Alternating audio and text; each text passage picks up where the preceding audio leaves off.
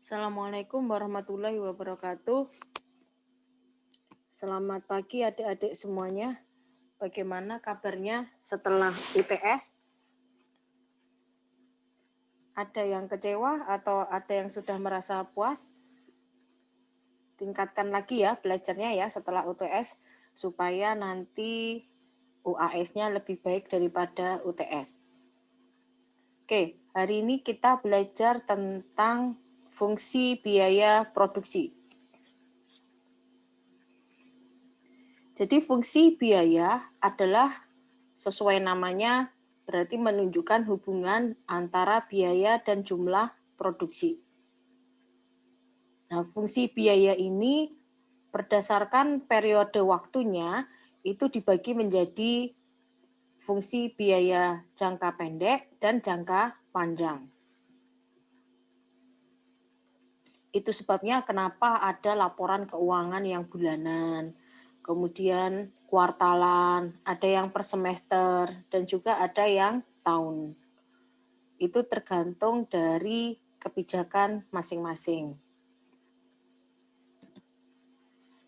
Oke, sekarang kita belajar biaya jangka pendek dulu, atau sering disebut dengan short run cost. Nah, pada biaya jangka pendek, karena waktunya itu pendek, sehingga terdiri dari biaya tetap dan biaya variabel. Siapa yang dimaksud dengan biaya tetap?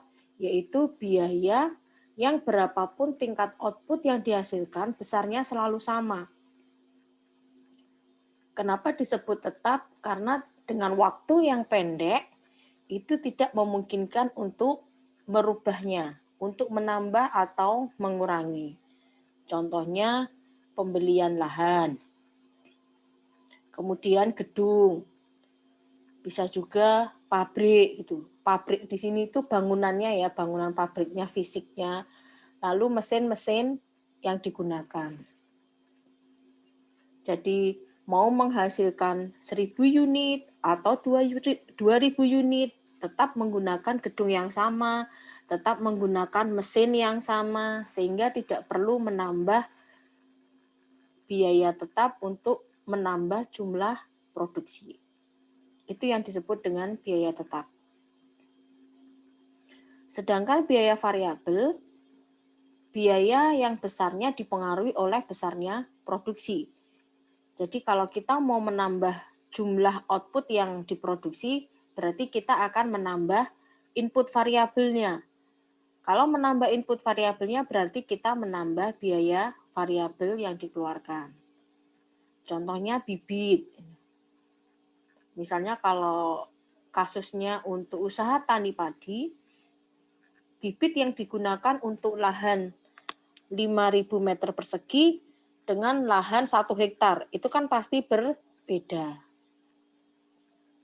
Bibit, tenaga kerja, pupuk, itu termasuk input variabel, di mana biaya untuk membelinya disebut sebagai biaya variabel. Nah, penjumlahan antara biaya tetap dan biaya variabel itu disebut sebagai biaya total atau total cost. Disingkat simbolnya TC ya. Kemudian kalau yang fixed cost tadi FC, variable cost VC.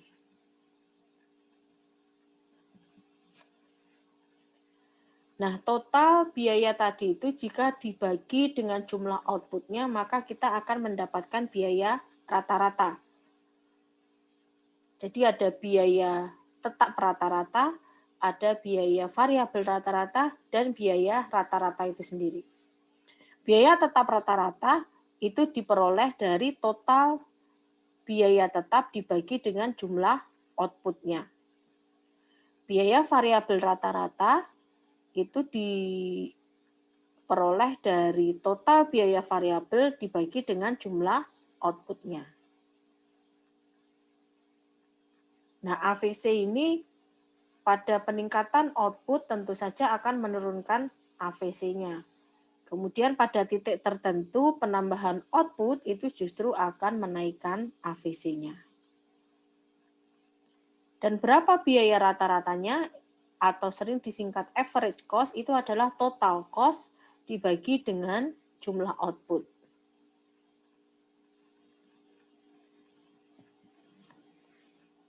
Oke, kita akan selalu mengenal konteks marginal dalam ekonomi mikro. Jadi kalau sekarang kita sedang belajar biaya, berarti akan ada biaya marginal. Biaya marginal merupakan tambahan biaya total karena adanya tambahan produksi sebesar 1 unit output. Atau dengan kata lain sering didefinisikan sebagai perubahan biaya per kesatuan produksi. Nah, dalam biaya marginal ini juga berlaku hukum the law of diminishing return. Jadi tambahan hasil yang semakin menurun. Dari mana kita memperoleh marginal cost? Dari turunan pertama fungsi biaya. Tapi fungsi biaya di sini sama seperti produksi ya, di mana marginal produksi diperoleh dari turunan pertama dari fungsi produksi, berarti total produksinya. Nah, marginal cost itu juga diperoleh dari turunan pertama dari fungsi biaya atau dari fungsi total cost-nya. Nanti kita akan memperoleh bahwa average cost minimum itu akan sama dengan MC.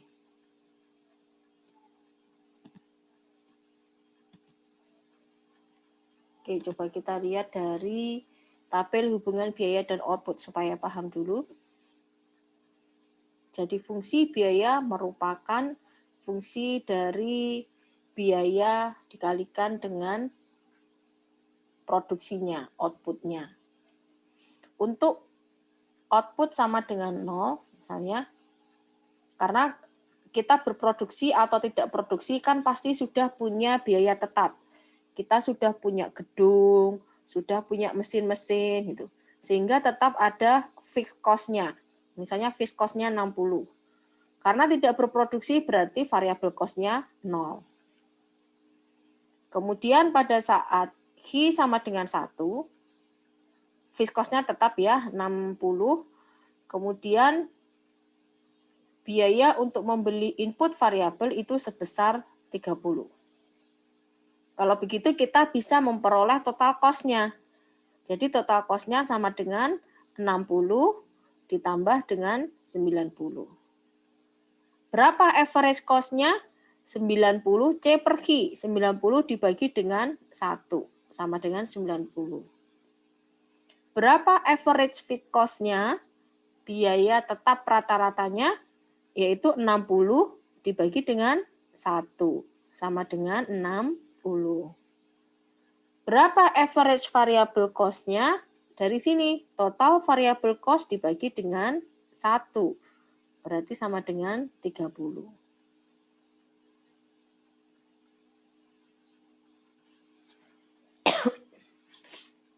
Berapa marginal cost-nya?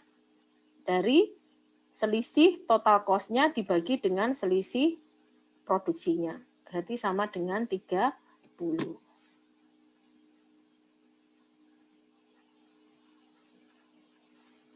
Oke, sampai di sini ada yang mau ditanyakan? Oke, nanti kalau ada yang bingung bisa bertanya di WA Group ya.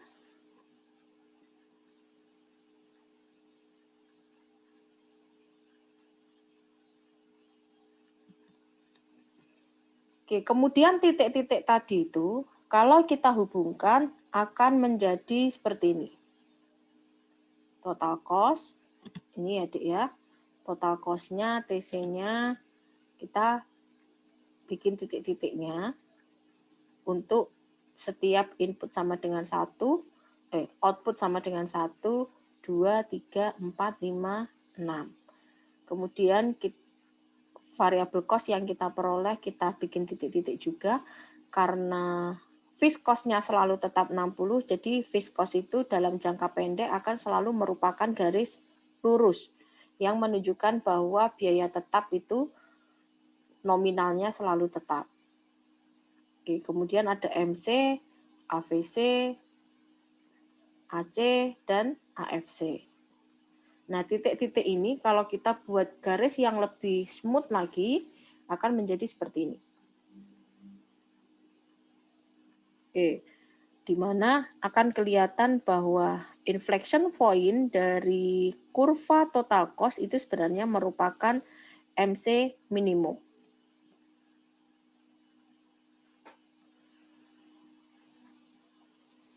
Nah, kapan AVC dan MC itu berpotongan? MC dan AVC itu akan berpotongan pada saat AVC minimum. Ini kurva biaya jangka pendek. Oke, sekarang kita beralih ke biaya jangka panjang atau long run cost. Jadi kalau dalam jangka panjang, akan sangat memungkinkan seorang produsen itu bisa mengubah jumlah output yang digunakan, termasuk mengubah input yang pada jangka pendek termasuk input tetap atau variabel tetap.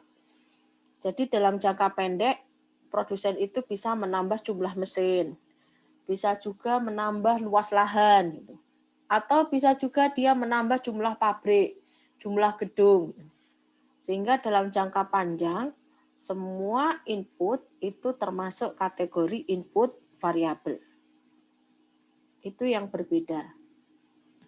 Sementara kalau pada short run cost atau short run total cost, nanti jika ada penambahan investasi pasti fixed cost-nya juga akan bertambah.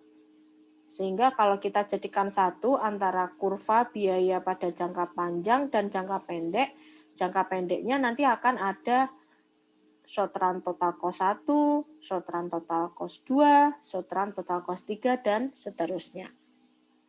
Seperti ini. Oke, jadi long run cost, ini untuk long run cost-nya. Kemudian ini total cost pada periode pendek yang pertama, yang kedua, dan yang ketiga. Lalu bagaimana biaya rata-ratanya? Kalau kita breakdown ke kurva di bawahnya, akan kelihatan bahwa masing-masing kurva jangka pendek itu akan mempunyai kurva average cost sendiri ya. Average cost untuk jangka pendek 1, kemudian marginal cost untuk jangka pendek 1, marginal cost jangka pendek 2, average cost jangka pendek 2, dan seterusnya.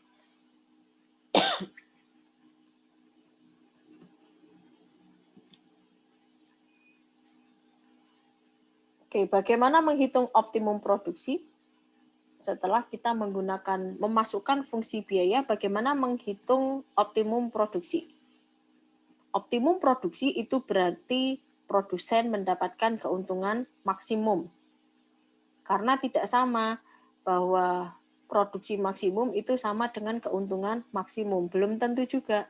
Jadi keuntungan maksimum itu akan diperoleh ketika jumlah yang diproduksi itu optimum. Rumus dasarnya adalah profit sama dengan revenue dikurangi dengan cost atau penerimaan dikurangi dengan biaya. Di mana penerimaan itu merupakan harga produk dikalikan dengan total produk atau total produksi.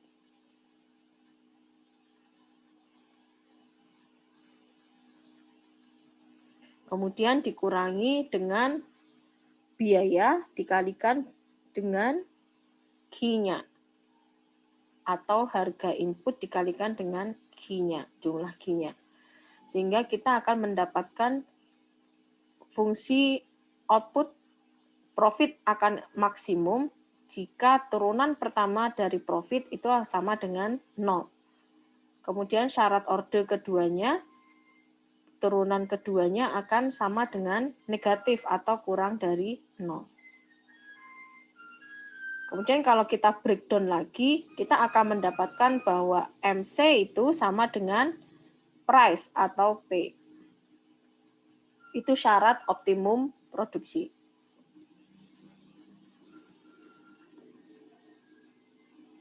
Oke, kita lihat dari kurva ini. Di mana optimum produksi?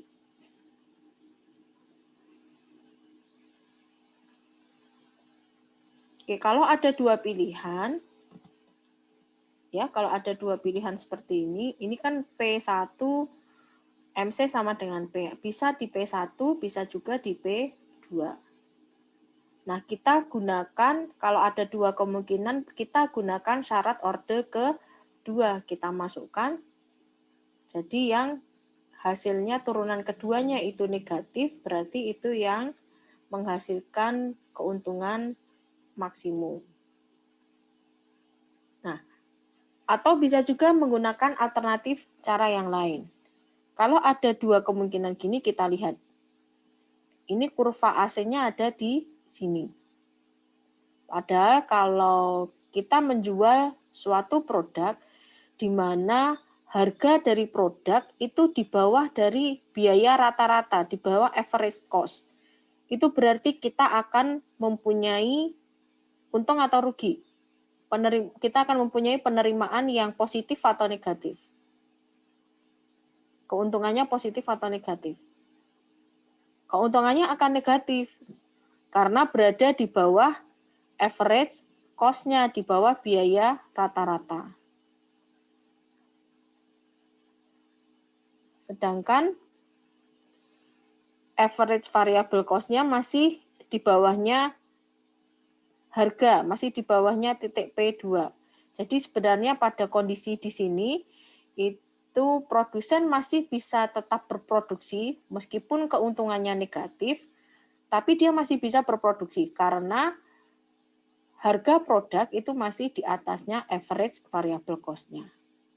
Kalau harganya di bawah average variable cost-nya di sini, itu berarti sudah tidak layak lagi untuk berproduksi. Sebaiknya produsen menutup produksinya.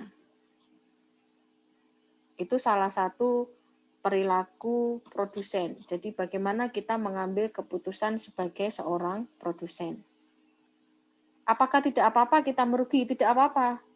Jadi selama harga produk itu masih di atas average cost, kita masih bisa melanjutkan produksi karena nanti dengan tetap berproduksi kita bisa memperbaiki performance produksi sehingga nanti P itu bisa kita naikkan dan kita akan mendapatkan keuntungan yang positif.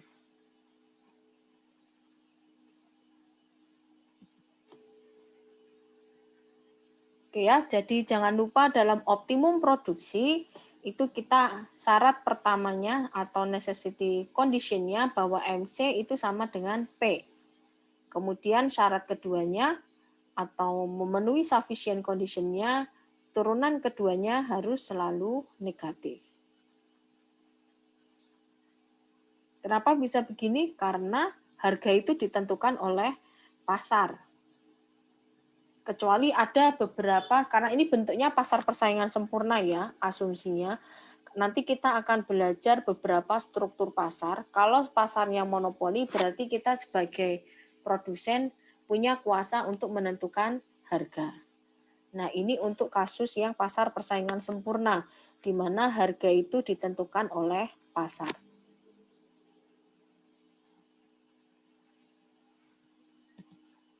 Oke, kemudian yang terakhir, untuk pertemuan hari ini, ada fungsi produksi yang sangat terkenal, yaitu fungsi produksi Cobb-Douglas, yang dinyatakan dengan bentuk seperti ini, G sama dengan, ini bisa bentuk alfa juga ya, di mana fungsi produksi itu merupakan fungsi dari tenaga kerja dan modalnya. Lalu alfa dan beta itu menunjukkan parameter positif dari setiap kasus fungsi produksi. Oke, demikian penjelasan untuk hari ini. Selanjutnya kita akan berlatih mengenai optimum produksi dan juga fungsi biaya di SPADA. Terima kasih atas perhatiannya. Wassalamualaikum warahmatullahi wabarakatuh.